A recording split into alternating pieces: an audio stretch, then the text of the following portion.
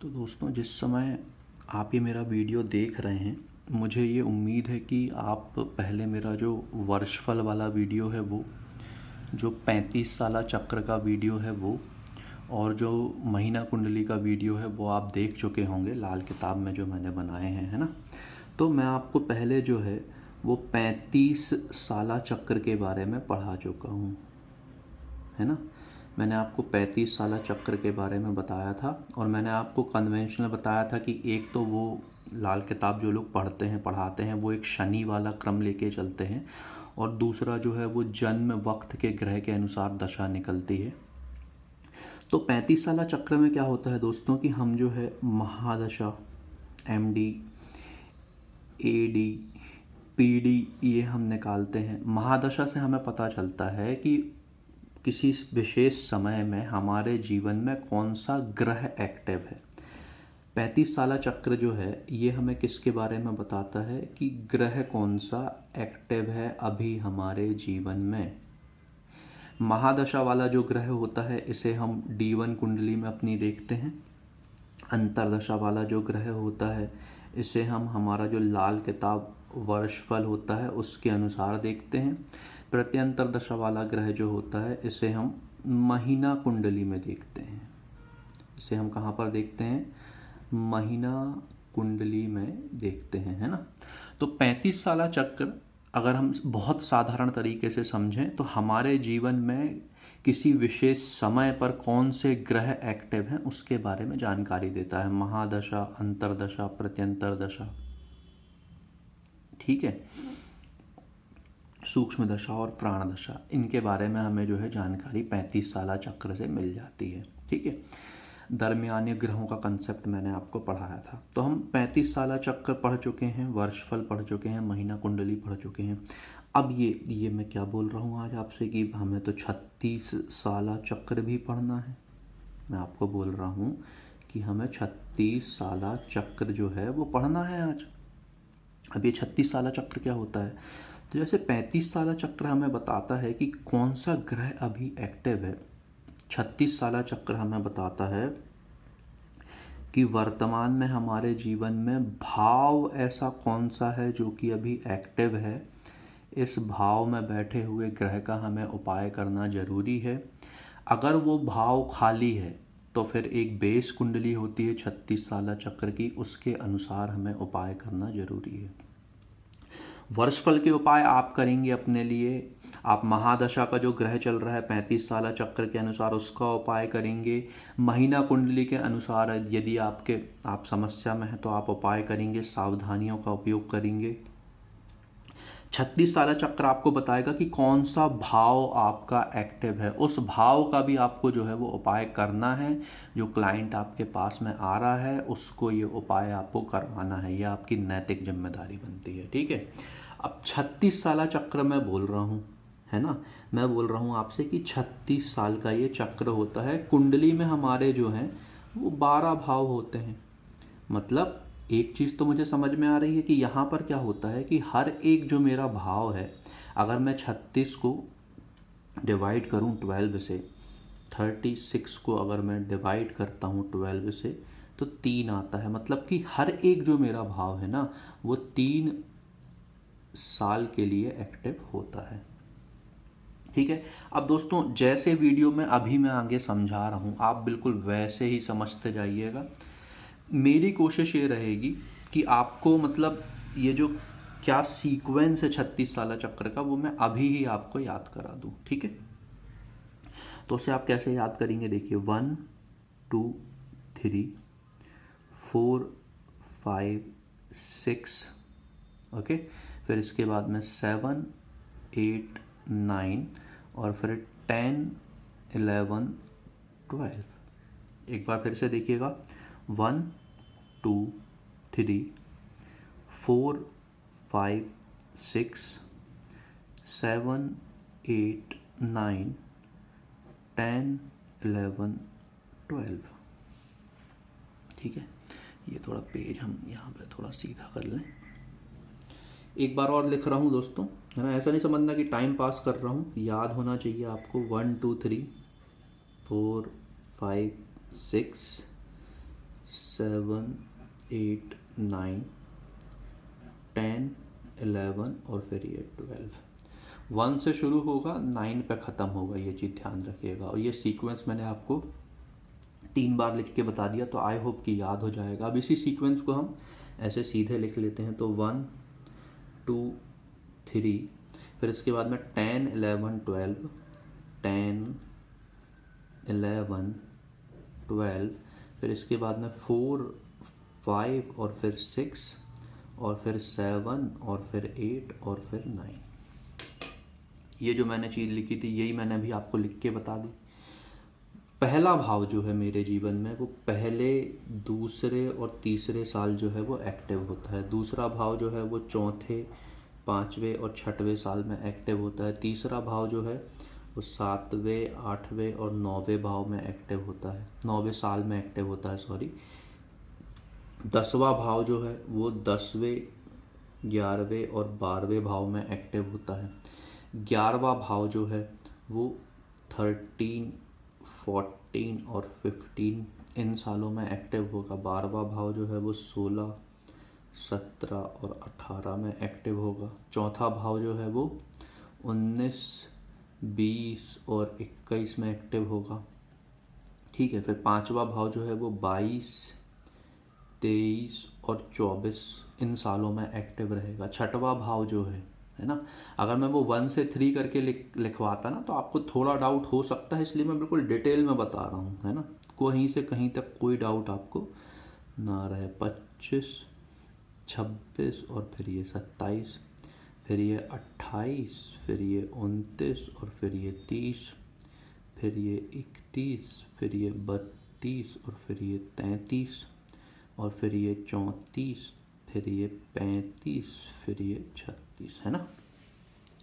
अब हमें करना क्या है कि ये मैंने आपको बता दिया है ना, ये सीक्वेंस भी मैंने आपको याद करा दिया अभी, ये बना के 1, 2, 3, 4, 5, 6, 7, 8, 9, 10, 11, 12। फिर हम इसे सीधे सीधे लिख लेंगे कि इसको पहले हम लिखेंगे फिर इसको लिखेंगे, है ना, पहले पहली वाली रो को फिर दूसरी वाली रो को। अब हमें करना क्या है कि जो जातक हमारे पास में आया है, जातक जो है वो हमारे पास में आया है, हमें उसका देखना है कि रनिंग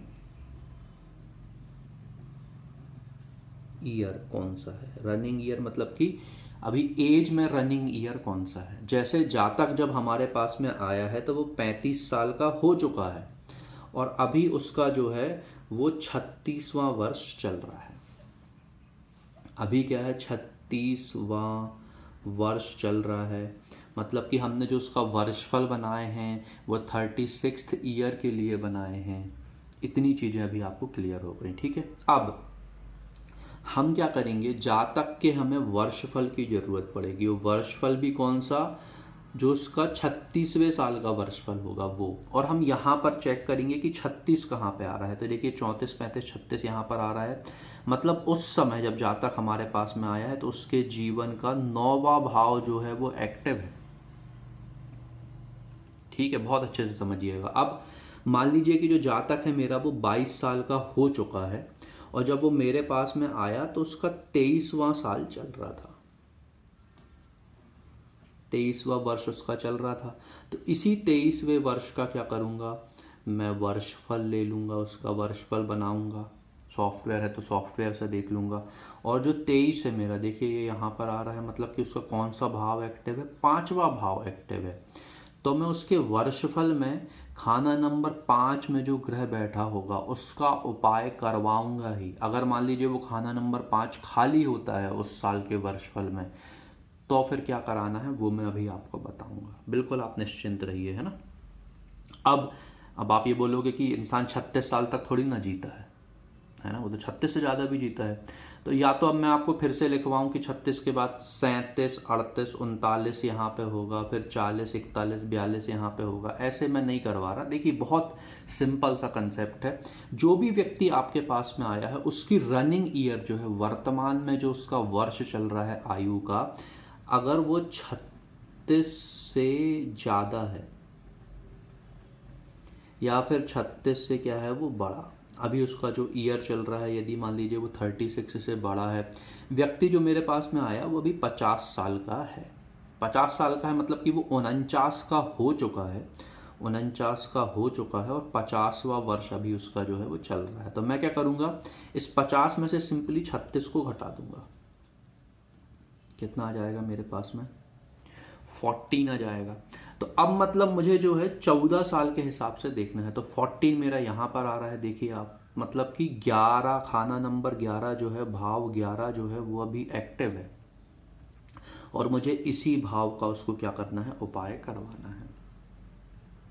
यदि ऐसा व्यक्ति जो 36 का हो चुका है और अभी 37 में चल रहा है, अगर वो मेरे पास में आता है तो मैं 37 में से क्या करूँगा, 36 को घटाऊँगा और मेरे पास में जो है वो 1 आएगा।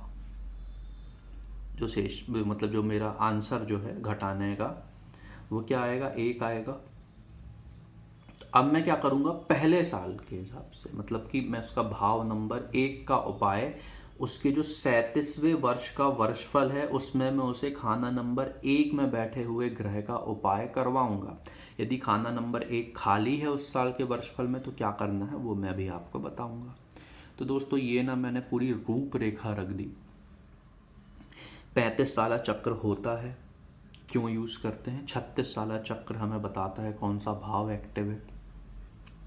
भाव कैसे याद रखने हैं दोस्तों मैंने वो भी बता दिए। ये तो ना मैं आपको बोलूँ बिल्कुल क्लियरली, ये आप बना के रख लेना, ठीक है। ऐसे ही बनाना, ऐसे ही घटा के देखना, है ना। वो 1 से लेके 3 वाला वो हिसाब किताब आप मत रखना, कुछ गलती ना हो जाए। आपकी गलती का जो हर्जाना है वो आपके पास में जो व्यक्ति आया है आप पे भरोसा करके उसको ना भुगतना पड़े। बहुत सिंपल सी बात है ना। तो अब अपन आगे देखते हैं, ठीक है। तो इतना मैंने आपको बता दिया, अब अपन कुछ उदाहरण ले लेते हैं, ठीक है। तो ये एक उदाहरण अपन लेते हैं और बहुत डिटेल में मैं आपको इसको समझाता हूँ, ठीक है। तो दोस्तों ये एक कुंडली है अपने पास में, बस इसको लगा लें अपन, है ना। तो ये जातक की जो है ये D1 कुंडली है, ये उसकी जन्म कुंडली है। वो अपने पास में आया है 36वें साल में। वो अपने पास में कब आया है, वो आया है 36वें साल में। यहाँ पे थोड़ा सा रुक जाइएगा दोस्तों, पीछे वाला जो कागज़ है ना वो चूँकि मैंने छुपा दिया है लेकिन उसकी अभी हमें ज़रूरत पड़ेगी, तो उसको बस अपन थोड़ा सा ज़रा निकाल के रख लें, है ना। आप लोग भी लिख लिए होंगे मेरे हिसाब से, ना लिखे होंगे तो लिख लीजिएगा। अभी वैसे तो मैं प्रैक्टिस कराऊंगा ही, तो ऐसी कोई समस्या वाली बात नहीं है ना। अब देखिए 36वां वर्ष जो है जातक का अभी चल रहा है जब वो मेरे पास में आया है। उदाहरण के लिए अभी मैं आपको समझा रहा हूँ। तो अगर हम देखें यहाँ पे ये पेज को ना मैं क्या थोड़ा ऐसे मोड़ के रख लेता हूँ ताकि अपन को ध्यान रहे। तो जातक जब मेरे पास में आया तो उसका 36वां वर्ष जो है वो चल रहा है। 36वें वर्ष में अगर हम देखेंगे यहाँ पर तो खाना नंबर 9 जो है वो उसका भी एक्टिव है। तो खाना नंबर 9 में देखिए क्या है, यहाँ पर राहु बैठा हुआ है, ठीक है। तो मैं जातक को सारे उपाय तो करवाऊंगा ही लेकिन साथ ही राहु 9 का उपाय भी करवाऊंगा, क्योंकि 36वें वर्ष में खाना नंबर 9 भाव नंबर 9 जो है वो जातक का एक्टिव है। तो मेरी ये जिम्मेदारी है कि मैं उसे राहु 9 का उपाय करवाऊँ। इसका तो करवाऊँ ही, बाकी की भले मान लीजिए मैंने सावधानियां बता दी, है ना। अब अगला यहाँ पे देखते हैं अपन। यहाँ पर देखिए ये 48वें वर्ष में आया है, अपना तो 36 तक का ही है। तो अपन क्या करेंगे, 48 में से 36 को जो है वो घटा देंगे। जब अपन माइनस करेंगे तो यहाँ पर 12 बचेगा। अब हम देखते हैं तो 12वें वर्ष में जो है वो भाव नंबर 10 एक्टिव होता है। भाव नंबर 10 जो है वो एक्टिव है और वर्षफल में भाव नंबर 10 में जो है वो शनि महाराज बैठे हुए हैं। तो मैं क्या करूँगा, ऐसे शनि 10 का जो है वो उपाय करवा दूँगा। बहुत सिंपल सी बात है, इतनी आसानी से मतलब मैंने आपको बता दिया है ना।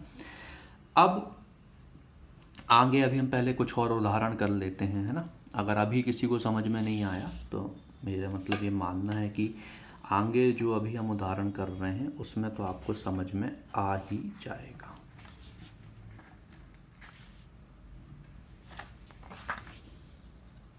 तो ये एक अगला उदाहरण है।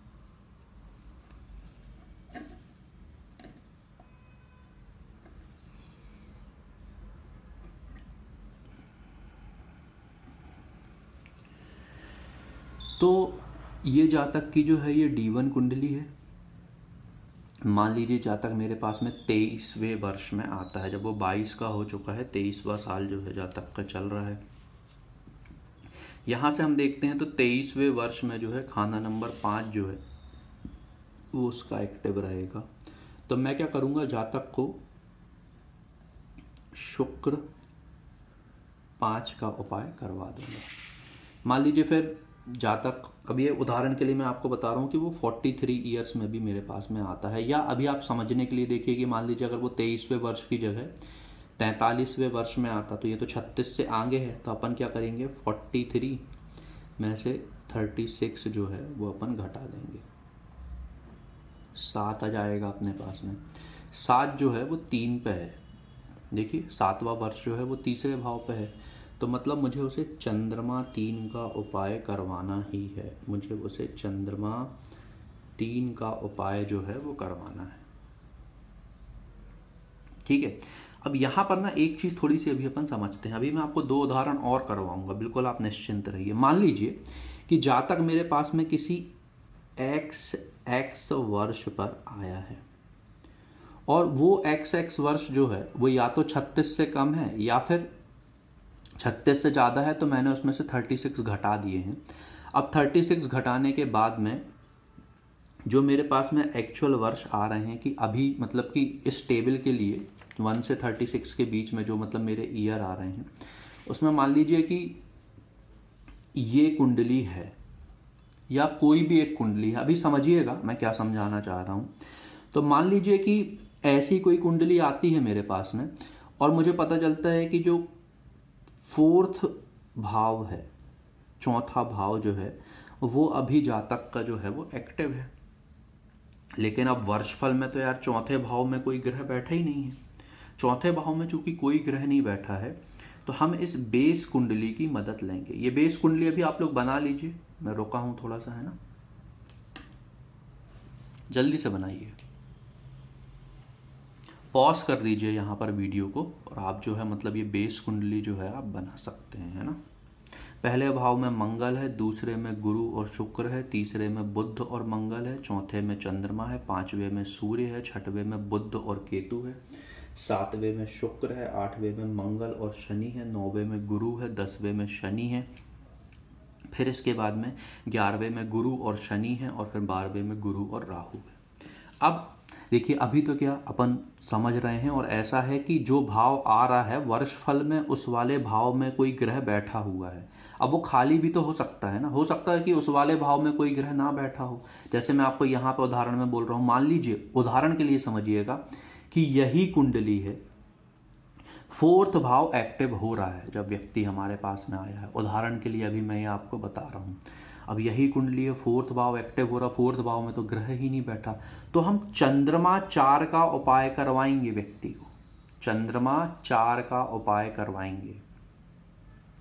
मान लीजिए यही कुंडली है, थोड़ी देर के लिए मान लीजिए यही कुंडली है, और जो 9th भाव है, 9वां भाव जो है वो अभी एक्टिव हो रहा है। यहाँ पर 9वां भाव जो है वो सॉरी जो 8th भाव है वो मतलब कि मेरा एक्टिव हो रहा है, 8th भाव है ना।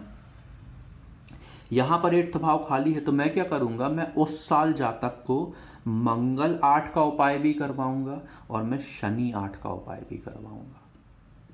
मान लीजिए थोड़ी देर के लिए यही कुंडली है, और जातक का जो है वो 11th भाव जो है वो एक्टिव हो रहा है। अब मैं देख रहा हूँ कि वर्षफल में खाना नंबर 11 जो है वो तो खाली है, तो मैं गुरु 11 का उपाय भी करवाऊँगा और मैं शनि 11 का उपाय भी करवाऊँगा। समझिएगा, ठीक है। एक और चीज़ अभी थोड़ी सी अपन समझते हैं, ठीक है। अब देखिए क्या है कि अगर हम यहाँ पर टेबल पे समझें, ठीक है, तो 13वें साल में, 14वें साल में और 15वें साल में, 13, 14 और 15 में हाउस नंबर 11 जो है वो जातक का एक्टिव रहेगा, ठीक है।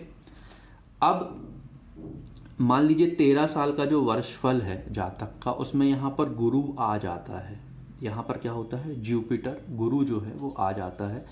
तो हम क्या करेंगे, जातक को गुरु 11 का उपाय करवा देंगे उस साल। 14वें साल में क्या होता है, मान लीजिए जातक का जो वर्षफल बनता है उसमें खाना नंबर 11 में शनि होता है, ठीक है, या मान लीजिए कि शुक्र होता है। तो हम क्या करेंगे, जातक को उस साल शुक्र 11 का उपाय जरूर करवाएंगे। 15वें साल में मुझे ये चीज़ समझ में आती, 15वें साल का जब जातक हमारे पास में आता, मतलब वो 14 का हो चुका है, 15वां साल अभी उसका चल रहा है, तो ये जो भाव है ये मेरा खाली है, तो मैं गुरु 11 का उपाय भी करवाऊंगा और मैं शनि 11 का उपाय भी करवाऊंगा उसको, क्योंकि ये भाव अभी एक्टिव है और वर्षफल में चूंकि ये खाली है, तो बेस कुंडली के हिसाब से मैं उसे गुरु 11 का उपाय करवाऊंगा, शनि 11 का उपाय भी करवाऊंगा। ठीक है, कोई जातक मेरे पास में आता है, वो 37, 38 और 39, अब ये क्या बोल रहा हूँ मैं, जो लोग इंग्लिश मीडियम वाले हैं उनके लिए बता देता हूँ, 37, 38, 39, ठीक है। ये 3 साल लगातार जो हैं, अगर मैं समझूँ यहाँ पर, तो चूंकि ये जो है 37, ये क्या हो जाएगा मेरा, ये हो जाएगा 1, जब मैं 36 से माइनस करूँगा तो ये हो जाएगा 2 और ये हो जाएगा 3, 1 2 3, और 1 2 3 में मुझे पता है कि जो भाव नंबर 1 है वही जो है इनका एक्टिव होना है, मतलब यहाँ पर जो भाव एक्टिव होगा वो 1 ही एक्टिव होगा। बहुत अच्छे से समझिएगा। 37th ईयर का जो वर्षफल मैं बना रहा हूँ जातक का, उसमें मान लीजिए कि उसके खाना नंबर 1 में सूर्य बैठा हुआ है और खाना नंबर 1 में जो है वो बुध भी बैठा हुआ है, बुध और सूर्य दोनों बैठे हुए हैं।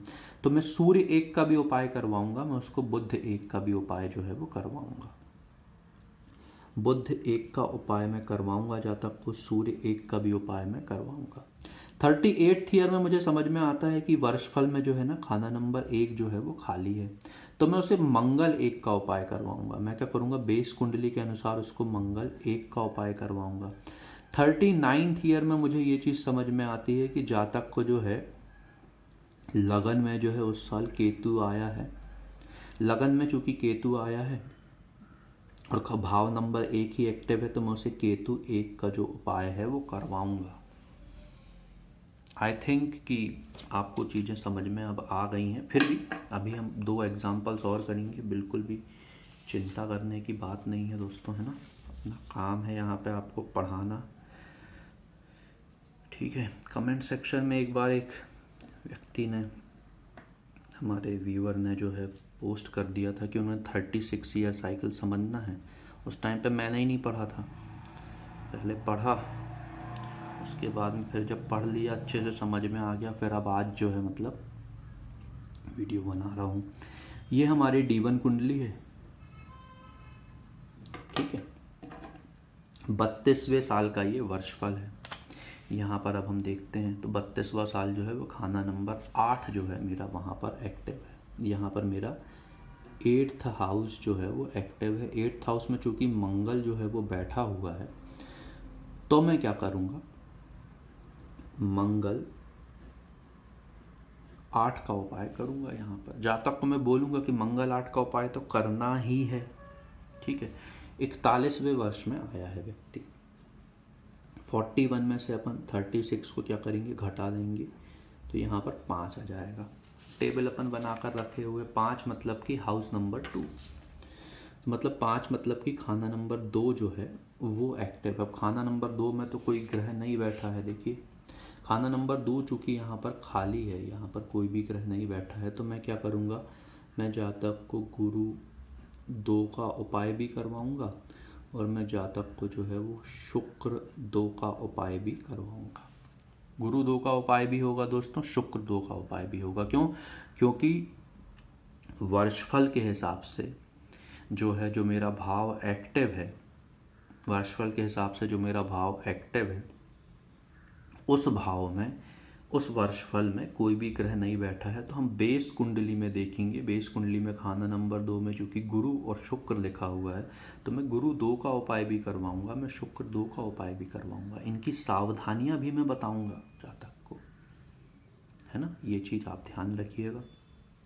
इसके बाद में एक और है अभी, तो वो जो है एक और मैं सोच रहा था कि वो अब आपको होमवर्क ही दे देते हैं अपन। तो यहाँ पर आप लोग क्या करेंगे, देखेंगे 34th ईयर में कौन सा वाला भाव एक्टिव है ना, ये रख दिया मैंने। 34th ईयर में 9th हाउस एक्टिव है, तब आप देख लेंगे 9th हाउस में कौन सा ग्रह बैठा हुआ है वर्षफल में, उसका आप उपाय करवाएंगे। 61 के लिए आप क्या करेंगे, पहले आप 61 में से क्या करेंगे, माइनस करेंगे 36 को, जो आंसर आएगा उसे आप यहाँ पर देखेंगे।